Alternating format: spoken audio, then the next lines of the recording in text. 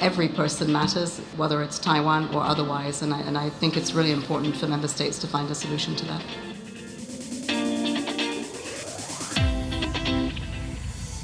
Hello and welcome to Perspectives with Nilo, a regular podcast that brings you news and views from around the world. I'm your host, Neil O'Sullivan. You can find all our past episodes on our blog site at pwnilo.com or by searching for Perspectives with Nilo on your favourite podcast app. And we'd really appreciate a like or a follow if you enjoy our content. In this episode, we're looking at the background to Taiwan's latest bid for United Nations membership and the request for meaningful participation in the UN's Sustainable Development Goals. This is not the first time Taiwan has bid for membership at the UN. However, as China's power and influence have grown over the past decades, it has worked insidiously to isolate Taiwan and create a false narrative at the UN, leaving the Taiwanese people feeling like they have no other choice but to succumb to annexation by the Chinese Communist Party. Stay with us as we explore the background and examine recent events in this episode of Perspectives with Nilo. The United Nations holds its 78th General Assembly in New York on the week of September 18th under the theme of Rebuilding Trust and Reigniting Global Solidarity. According to its website, some of the key purposes of the United Nations as set forth in its charter are to maintain international peace and security and to develop friendly relations among nations based on respect for the principle of equal rights and self-determination of peoples. It might surprise listeners to know then that areas of the world still exist where populations face the threat of forced military aggression should they exercise their right to self-determination, and where calls for UN recognition of their statehood have fallen on deaf ears. One such country is Taiwan, who will again this year bid for a seat at the United Nations table. Taiwan, also known as the Republic of China, is situated in the West Pacific between Japan and the Philippines. It's less than half the size of Ireland and has a population of over 23 million people. Taiwan has its own passport, currency and military. It has its own constitution, judicial system, as well as a multi-party system of government with democratically elected leaders. In fact, it consistently ranks in the top 15 of the world's democracies and has been frequently described as Asia's shining beacon of democracy. So, why is Taiwan not recognized by the UN?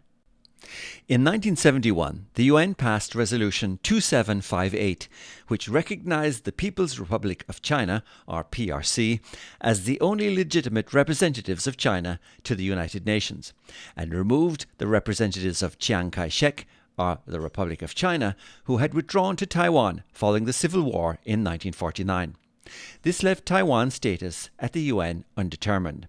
In an article on this topic from March 2022 entitled The Distortion of UN Resolution 2758 and Limits on Taiwan's Access to the United Nations, written by Jessica Drunn and Bonnie Glasser of the Asia Program at the German Marshall Fund of the United States, they say that in passing the resolution in 1971, the countries solely intended to grant the seat occupied by the Republic of China in the General Assembly and the Security Council to the PRC.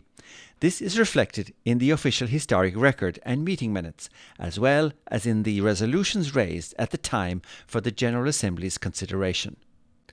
This sentiment is also echoed in a recent opinion piece in the Financial Review by Taiwan's Foreign Minister Joseph Wu, who wrote that this resolution neither states that Taiwan is a part of the PRC, nor gives the PRC the right to represent the people of Taiwan in the UN and its specialized agencies. In fact, the resolution only determines who represents the member state, China. While the PRC understood this back in 1971, they accepted that the resolution did not contain the Taiwan conclusions they might have wanted and did not reject it. As the GMF article points out, given that Beijing did not enjoy the same level of international influence then as it does today, it did not reject the resolution when it passed. Instead, PRC officials assumed the China seat and only later began to leverage their position to promote Beijing's stance on Taiwan at the UN level. In the intervening years, the PRC have ramped up their efforts to distort the meaning of UN Resolution 2758 and conflate it with their so-called One China principle. In fact, a recent statement from a PRC government spokesperson on Twitter demonstrates that point very clearly. They said, and I quote, "Taiwan has no basis, reason or right to join the UN or any other international organisation whose membership requires statehood. UNGA Resolution 2758 shall not be challenged and nothing could shake the One China principle." End quote. According to sources, the PRC has pursued multiple avenues to suppress and hinder recognition of Taiwan, including secret agreements with UN bodies, including the World Health Organization. For example, despite the immense international support for Taiwan after the outbreak of the COVID-19 pandemic, the WHA would not invite Taiwan as a guest. The PRC has also been accused of withholding UN accreditation from NGOs and civil society groups that do not refer to Taiwan as being part of the PRC, as well as falsely claiming that the One China principle is universally accepted. Feel free to check out our previous blog on the One China Consensus for more on that topic. Beijing would also appear to have convinced the UN that only Taiwanese who hold the cross-strait permit that is issued by the People's Republic of China can enter UN buildings. This prohibition on the use of Taiwanese passports to enter UN buildings came into effect after the 2016 election of President Tsai Ing-wen, who the Chinese Communist Party view as an enemy. Prior to that, Taiwan had participated in some UN functions after 1971. This question on the prohibition of the use of Taiwan passports to enter UN buildings was put to Stefan Dujarric, spokesman for the UN Secretary General, by RTE journalist Yvonne Murray at the daily UN press briefing back on March 27th of this year. Secretary General is clearly seen as a champion of democratic values. Given that the president of Taiwan, Tsai Ing-wen, is in the US this week, will come to New York later in the week, and is the leader of what's considered Asia's leading democracy, does the Secretary General have any message for her? The Secretary General's position on China is guided by the relevant General Assembly resolution on the One China policy. But, sorry, I'm not asking about China. No, I Taiwan, understand, and that's the answer. That's the answer to your okay, question. One other question then. No message for President Tsai Ing-wen, but what about the Taiwanese citizens, the passport holders who are not even allowed into this building to take a tour? Does the Secretary General have anything to say to them? The policy of the UN is that the premises of UN headquarters are open to people with identifications of member states of the UN. At the same press briefing, there was a follow-up question by Al Jazeera journalist James Bays. Yes, sorry, I want to just pick up on Yvonne's questions about Taiwan, because it's several years since I asked you about Taiwan citizens coming into this building, and you seem to have clarified the position a little bit more than last time you were going to seek clarification for me. So let me just dig a bit further. Taiwan citizens used to be allowed into this building, and they're not allowed now. How did that change? I don't know when that happened. What I can tell you is that, as far as I know, is that to come into this building, you need to show a government-issued ID from a member state of the United Nations. And what's the authority for that? Was that a GA resolution, I don't know. Or is it just a decision of the Secretary General? Let me if you could try and find out, because also Kosovo passports, there are Kosovo passport holders, including senior Kosovo officials, who brief the Security Council. They're not members of the United Nations. How are they allowed? But they've come also on the fact that it is an issue that's before the Security Council. But these, I mean, it seems to me, it seems to me all of these people are citizens of the world, and I wouldn't have thought that the Secretary General is someone who wants to practice discrimination. I don't think this policy. I think this policy has been in place for quite some number of years. But I will get back to you, and if I've misspoken, Farhan will be here tomorrow. It's interesting, at this particular briefing in March, that the China state media journalists present also felt the need to weigh in on this topic. Deji, and then Ibtisam, and then we'll go to Abdul Hamid. I have a couple of other questions. So when we're talking about Taiwan, we're talking about China, right? Is that a question or a statement? No, I'm just saying, because when they ask you about, when Yvonne asks you the question on Taiwan, you talk about the China policy. What is your question, Deji? For UN, Taiwan is part of China or not? Our position on China is guided by the General Assembly resolution passed in 72, 73 on the One China policy. Okay, so I'll give you a simple question. When we're talking about the three pillars of United Nations, what are the three pillars? Is this a quiz?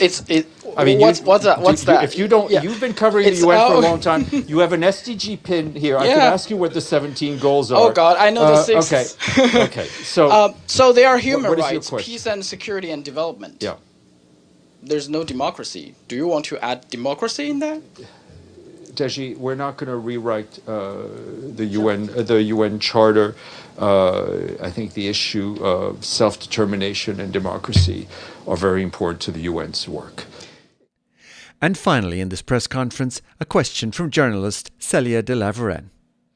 Some years ago, we tried to have journalists from Taiwan here in that building, and we could not because China said no. What is? I mean, you're making a statement. We're here to ask questions. So, what is your question? I want to know: is China running the UN? I think this is one of the most ridiculous questions I've heard today. Okay.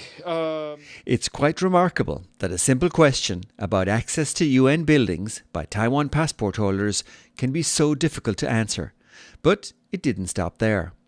On the morning of September 15th last, at a press conference to kick off the Sustainable Development Summit for UNGA 78, the Deputy Secretary General of the UN, Amina J. Mohammed, was asked by journalist Jimmy Quinn of the National Review whether Taiwan's exclusion from the UN holds back the world's pursuit of its Sustainable Development Goals, given that Taiwanese passport holders are barred from accessing UN buildings. Here's how it went. And then we will wrap up. Hi there, Jimmy Quinn with National Review. Thanks for the briefing. So the Taiwanese government has said that they want to participate in implementing the Sustainable Development Goals. Taiwanese nationals and passport holders and journalists aren't currently allowed onto UN premises. Madam DSG, do you believe that Taiwan's exclusion from the UN under the current guidelines hold back implementation of the 2030 goals? I think exclusion of anyone holds back the goals. We said leave no one behind, and I think member states have to find a way to make sure that we are not in that position where we're excluding people. Every person matters, whether it's Taiwan or otherwise, and I think it's really important for member states to find a solution to that. This was quite an encouraging and refreshing response, as UN officials rarely voice opinions that could be construed as supporting Taiwan for fear of upsetting the Chinese Communist Party. And unsurprisingly, it caught other journalists' attention. Later that same day, at the daily press briefing, the comments by Deputy Secretary General Mohammed reignited the question of UN building access for Taiwan passport holders. Deputy spokesperson for the Secretary General, Farhan Haq, was asked about this by journalist James Bays. The Deputy Secretary General was asked about the SDGs and Taiwan being left out of the SDGs. She said, we said leave no one behind, and member states have to find a way to make sure that we're in a position we're not excluding people. Every person matters, whether it's Taiwan or otherwise. Does this apply to other issues with regard to Taiwan? For example, simple example, coming into this building where there is, I know there's a GA resolution, but it doesn't specifically talk about entry to this building. That's an interpretation of the UN Security Department. You're excluding Taiwanese by not letting them into UN headquarters. Is that something where we have to find a way to make sure that we're not in a position of excluding people? As you know, in accordance with the General Assembly resolution of 1971, we uphold the One China policy, and so all of our efforts in this are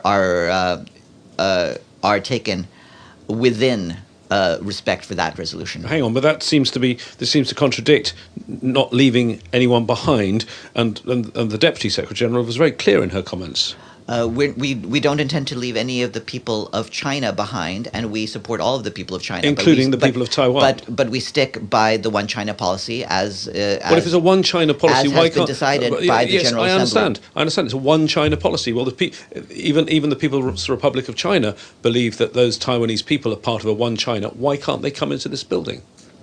They're holding the wrong path. We accept we accept passports. Your Chinese colleague has answered for you, but the passports that are accepted into none the of that building is are those none of of the that member states. entry to the building is specified in the resolution. It's just your interpretation of the resolution, and you are excluding those people from access to United Nations headquarters. Yes, and as you've said, it's in accordance with our interpretation of a General Assembly resolution.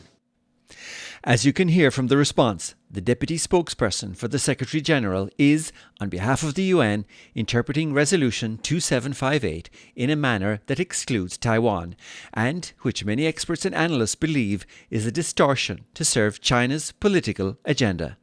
What's even more surprising here is how Spokesperson Hack, in answering James Bay's rebuttal, says, "Your Chinese colleague has answered for you," referring to a member of China state media in the audience, whom you can hear speaking in the background. One would at a minimum expect UN representatives to remain impartial when discussing such sensitive issues.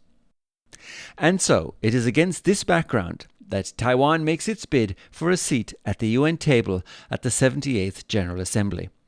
Taiwan's Deputy Foreign Affairs Minister, Tien Chung-Kwang, was quoted recently in the Taipei Times as saying that it's an uphill battle, but he is cautiously optimistic about the current bid as the whole world has come to understand the importance of security in the Taiwan Strait and how to curb the unreasonable provocations of authoritarian nations.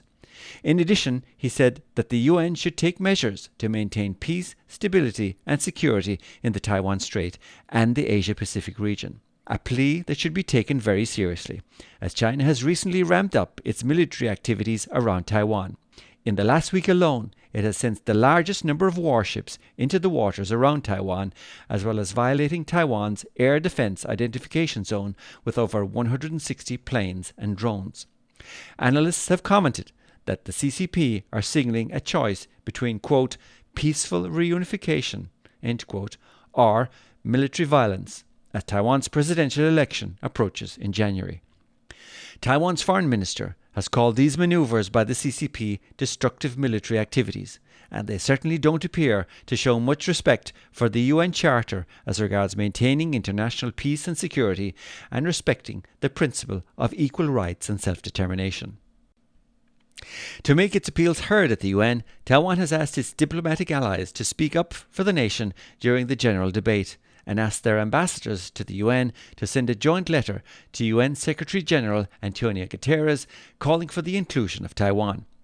We certainly hope that Taiwan's plight will strike a chord with all freedom-loving nations of the world, especially those who have had to fight for their freedom and independence. As Ireland recently celebrated the centenary of the recognition of its statehood by the League of Nations, we sincerely hope all Irish government representatives at the UNGA 78 will hold true to the country's ideals and resolutely support Taiwan's bid for a seat at the United Nations table, so that just like Ireland, they too can be on an equal footing with all. Well, that's about it on this episode of Perspectives with Nilo. There are many aspects to this important topic, much more than we can touch on here, so if you'd like to dive deeper, we've included a list of references and links on our blog site at pwnilo.com. Perspectives with Nilo is also available on Spotify, SoundCloud and all the usual podcast outlets. You can also follow us on Instagram and Twitter. And that's where we say goodbye for now. Until the next time, thank you for listening. Slán agus beannacht.